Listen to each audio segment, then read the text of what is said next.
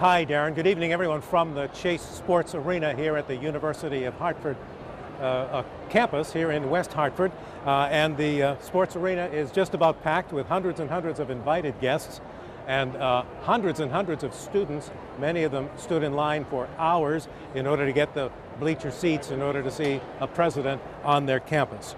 Also here are several of the Sandy Hook families. And it is expected that if anyone can change minds in the U.S. Senate, it'll be those families and their stories. The president is expected to be meeting with them before he comes out here to speak. And as Darren, you just said, he has arrived on the campus. The families are here. And in the speech, we are told that... Okay, let's try that again. It's expected that if anyone can change minds in the U.S. Senate, it'll be those Sandy Hook families and their stories.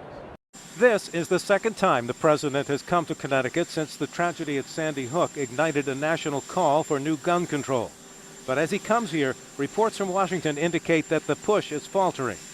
The ban on assault-style rifles and high-capacity ammunition magazines, as approved in Connecticut and Colorado, does not appear to have the necessary votes in the U.S. Senate. The more we get further from the event of the horrible tragedy on December 14, the less persuasive the voices are and the less persuasive government action at the local and state level is.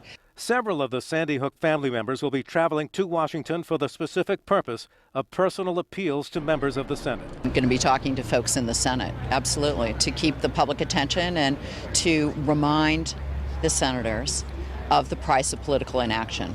This is a price that is being paid by communities around this country. Even the provision for universal background checks, which opinion polls indicate has wide public support, appears to be having difficulty in Senate negotiations. It's time for us to step up and take common sense steps, which the vast majority of the American people support.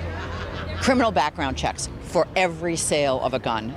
This is not controversial for the American people. It is for the NRA, but not for the American people. The time is now. We need to take action. They need to demonstrate the kind of courage and bipartisanship that the legislators in Connecticut have evidenced. I think that I don't know if it's going to make a difference, but I know that we need to continue to try.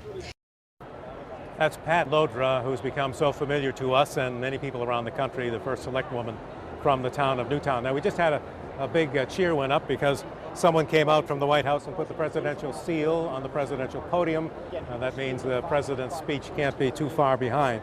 Now, in his speech, we are told that he will say that Congress owes an obligation to these families and the many other victims of gun violence to act on his gun control proposals. 11 of the parents of Sandy Hook victims are expected to travel with the president back on Air Force One when he leaves from the Air National Guard base at East Granby later on this evening. Live inside the Sports Center, I'm Mark Davis. Back to you, Darren.